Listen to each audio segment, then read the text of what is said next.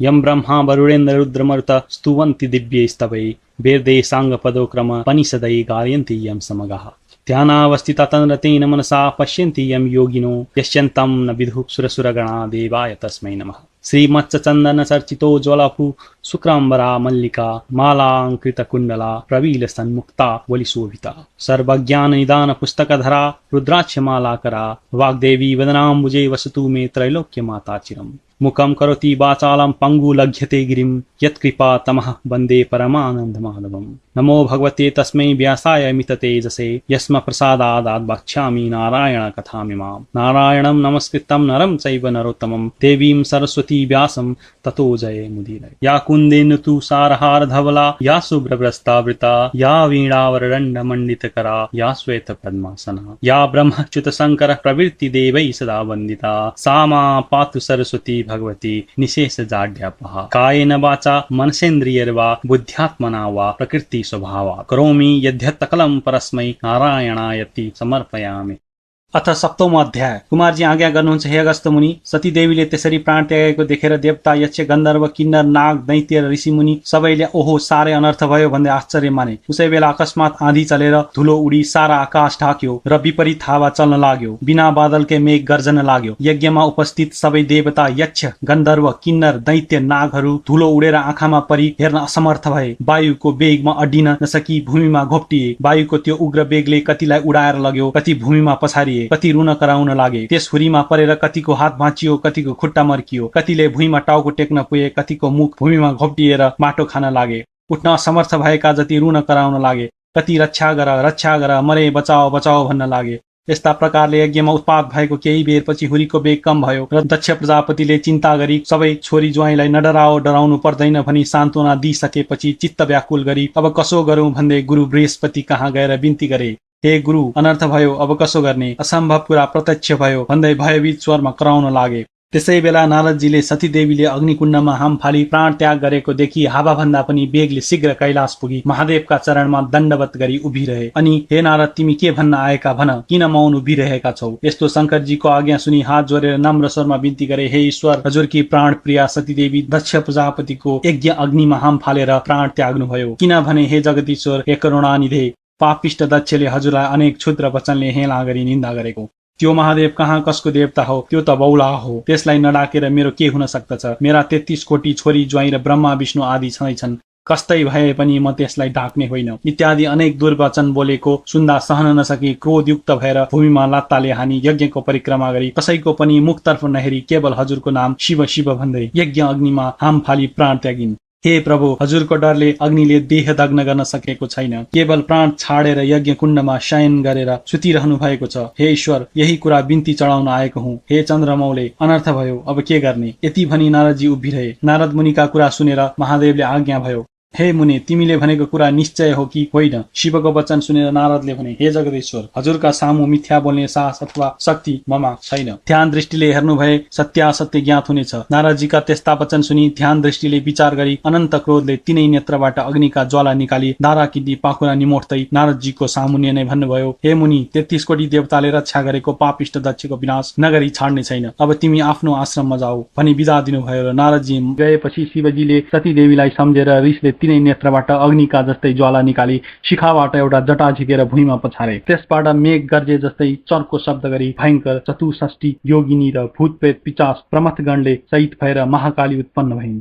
कस्ती महाकाली भने डरलाग्दो अनुहार भएकी, लामा लामा धारा निस्केकी, आकाश जस्तै पेट भएकी र बाघको छाला कम्मरमा बेरेकी, झाँक्रो फिजाएकी, हातमा भयङ्कर खड्ग लिएकी, कहिले हाँस्ने कहिले लामो जिब्रो निकाल्ने यस्ती महाकाली शिवजीको सामुन्ने उभि के कामले मेरो आराधना गर्नुभयो भनी बिन्ती गरिन्। अनि महादेवले अघि झैं अर्को जटा झिकेर भुइँमा पछारे। त्यसबाट पृथ्वी कम्पायमान पार्दै क्रोधित सिंह जसरी गर्जन्छ त्यस्तै ध्वनि निकाल्दै हजार सूर्य जस्तै तेज भएका, सम्पूर्ण शरीरमा खरानी धसेका, मुण्डमाला लगाएका, दायाँ हातमा त्रिशूल लिएका र बायाँ हातमा डमरू बजाउने यस्ता भीषण मूर्ति भएका वीरभद्रले महादेवका अगाडि उभिएर बिन्ती गरे, हे शम्भो, हामीहरूलाई किन आराधना गर्नुभयो? तिनीहरूको यस्तो प्रार्थना सुनेर महादेवले आज्ञा भयो, हे वीरभद्र महाकाली, तिमीहरूलाई पापिष्ट दक्ष प्रजापतिको यज्ञ विध्वंस पारी उसको पनि संहार गरी दक्षका सहायक संरक्षक देवताहरूको पनि संहार गरेर आओ भनी डाकेको हुँ। अब तिमीहरू नन्दी भृङ्गी 64 योगिनी भूतप्रेत पिचास समेत भई दक्षको यज्ञ विध्वंस गर्न तत्काल जाओ। श्री महादेवको यस्तो आज्ञा सुनि नन्दी भृङ्गी भूत प्रेत योगिनी र पिचासै भई मेघ गर्जे झैं सिंहनाद गरी पृथ्वी कम्पित पारी साक्षात यमराज प्राणीको नाश गर्ने हे झैं क्रोधित भएर शिवको आज्ञा शिरोपर गरी कैलाश पर्वतबाट हिँडी तिनीहरूको चालामाला देखेर पृथ्वीलाई भार थाम्न कठिन पर्यो र थरर काँपिन्। सात समुद्र थल्किए, समस्त जीव त्राही त्राही भए। दक्षको यज्ञमा पनि अनेक किसिमका उत्पात हुन लागे। आकाशमा काग र गिद्ध मण्डलाकार गरी उड्दै कराउन थाले। स्यालहरू आँखा र मुखबाट आगोको ज्वाला निकाल्दै कराउन र दगुर्न लागे। रगतको वृष्टि भयो, विपरीत वायु चल्न लाग्यो। यस्तो उत्पात हुन लागेको देखेर यज्ञ मण्डपमा बसेका सबै हाहाकार गर्दै यताउता भाग्न लागे। स्त्री बालक बुढाहरू भाग्न नसकी भुइँमा घोप्टिएर रुन कराउन लागे। कोही अझ के हुने हो भन्ने डराई त्राही त्राही हुन लागे। ठीक उसै बेला शिवको आज्ञा पाएर उन्मत्त भएका वीरभद्र र महाकाली, नन्दी भृङ्गी आदि शिवका गण मेघ गर्जे जस्तै गर्जँदै हात्तीका बथानमा सिंह पसे झैं दक्षका यज्ञमा पुगे र दक्षद्वारा डाकिएका देवता, यक्ष, गन्धर्व, किन्नर, नाग, दैत्यगण सहित परस्पर जुधे। त्यो देखेर दक्षका कन्याहरू, देवकन्या, नागकन्या, ब्राह्मण, ऋषि मुनि आदि सबै त्राही त्राही नारायण भन्दै रोई कराई 10 दिशातिर भाग्न लागे। कोही भाग्न नसकेर लडे, कसैको हात खुट्टा भाँचियो, कोही टाउको भरले पल्टिएर माटो खान लागे। कति मूर्छा परी असहाय जस्तै भूमिमा लडे। तर विष्णु प्रवृत्ति देवता, यक्ष, गन्धर्व, किन्नर आदि सबैले दक्ष प्रजापतिको रक्षा गर्न शस्त्र अस्त्र लिएर वीरभद्र महाकालीमाथि प्रहार गर्न लागे। यसरी परस्पर घमासान संग्राम भयो।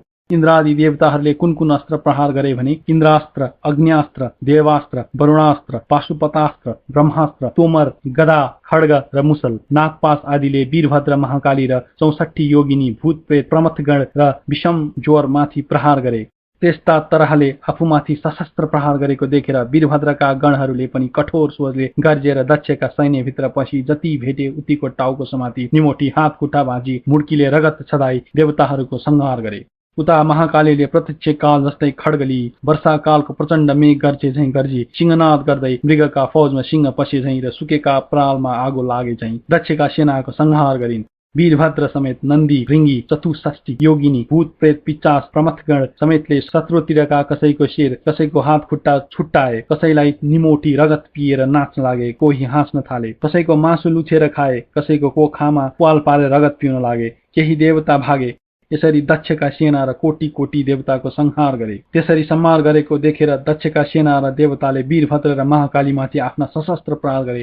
तर ती सम्पूर्ण सशस्त्र महाकालीको शरीरमा थुनासाथ आफै भस्म भएर जान्थे। फेरि शिवगण र महाकालीले दक्ष सैन्य र देवगण यज्ञमा आएका सबै वीरहरू मारिदिए। विषम ज्वरले पनि सबैका शरीरमा प्रवेश गरी अचेत पारिदिए। अनि वैकुण्ठका स्वामी श्री विष्णुले सम्पूर्ण देवता, यक्ष, गन्धर्व, किन्नर, दैत्य, नाग आदि सहित दक्षका सबै सेना अचेत भएका देखेर आफ्नो देहबाट शीत ज्वर उत्पन्न गरेर सबैलाई सचेत गराए। फेरि अनेक शस्त्र अस्त्र लिएर बत्तीमा पुतली गए झैं वीरभद्र महाकालीमाथि जाय लागे। वीरभद्रले पनि त्रिशूली सिंहनाद गर्दै सुकेको खरमा आगो लगाए झैं एक क्षणमै दक्षका अनेक सेनाहरू काटी मारिदिए। तिनमा कसैको शिर छैन, कसैको हात छैन, कसैका खुट्टा छैनन्। त्यस्तो स्थिति देखेर कोही रक्षा गर भन्दै भाग्न पनि नसकी भुइँमा लडिरहे। यसरी सबै देवताहरूको संहार गरी अन्य दैत्य दानवलाई समाति अग्निकुण्डमा होम्न लागे। वीरभद्रले त्यसरी दक्षका सेना, देवता, यक्ष, दानव, गन्धर्व, किन्नरहरूको नाश पारी यज्ञ समेत ध्वस्त पारिदिएको हेर्न नसकी श्री विष्णुले राता राता आँखा पारी नागले झैं निश्वास फेर्दै प्रलय कालको अग्नि जसै भई बायाँ हातले पञ्चजन्य शंख बजाई, दाहिने हातले कौमोदकी गदा उठाई संहार कालका रुद्र जाई लागे जस्तै वीरभद्रका सेनामाथि जाई लागे।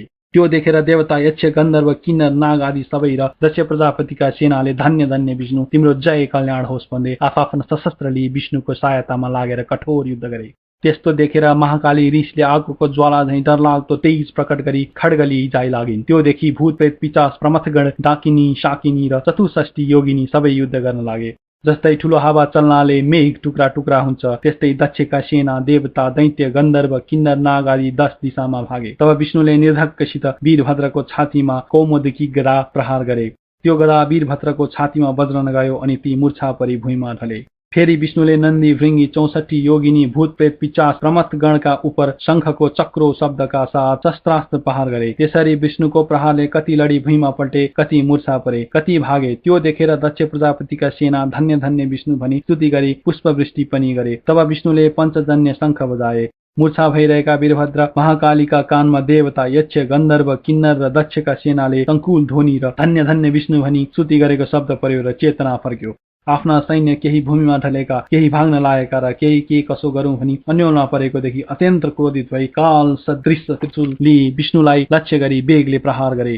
त्यो त्रिशूल विष्णुका छातीमा लाग्यो। त्यसको कष्ट सहन नसकी नवद्वारबाट रगतको धारा बगाई विष्णु मूर्छा परि ढले। उनी मूर्छित भएपछि वीरभद्रले प्रलय कालको मेघ झैं गर्जन गरी दक्षका सेनामाथि जाय लागे। आफ्ना गण समेत मिलेर कोटी कोटी देवताहरूको संहार गरे। वीरभद्र गर्जेको शब्दमा उनका गणहरू नन्दी, भृंगी, प्रमथगण समेतका कानमा पर्यो र बिउजी उभिएर हेर्दा रणभूमिमा विष्णु मूर्छा परेका र वीरभद्रले दक्ष सैन्य र देवताहरूको सम्मान गरेको देखेर धन्य धन्य वीरभद्र भनी आफ्ना शस्त्र अस्त्र लिएर दक्षका सैन्यमाथि जाय लागे। त्यसरी अत्यन्त भयंकर युद्ध भयो। कस्तो युद्ध भने हे मुनि, महाकाली र वीरभद्र लिएर उनका सेनाले समेत जाय लागे। अनि कसैको टुपी समातेर पछाडि खड्गले हानी मारे, कसैलाई मुड्कीले नै मारे। 64 योगिनीले पनि कतिलाई निमोठेर मारे, कसैको काखीमा पाल पारेर रगत पी मारे, कसैलाई पक्री अग्निकुण्डमा होमिदिए। त्यस्ता प्रकारले देवता, यक्ष, गन्धर्व, दैत्य, किन्नरको नाश गरेर वीरभद्रका सैन्यले जय जय भनी कराएको शब्द मूर्छा परेका विष्णुको कानमा पर्यो र मूर्छाबाट उठेर हेर्दा वीरभद्र र महाकालीले यज्ञ विध्वंस पारी देवताहरू र दक्षका अन्य सैन्य समेत नाश गरेकोदेखि अत्यन्त क्रोधित भई राता राता आँखा पारेर हे पापिष्ट, आज तेरो नाश गरेर दक्षको यज्ञ पूर्ण पारी सबै देवता, यक्ष, गन्धर्व, नाग आदि सबैलाई सन्तोष दिनेछु। आज एकादश रुद्र तेरो सहायक भएर आए पनि रक्षा गर्न सक्ने छैनन्। सम्पूर्ण दुष्टको संहार गर्ने यो चक्र देखिस् भनी सुदर्शन चक्र देखाए।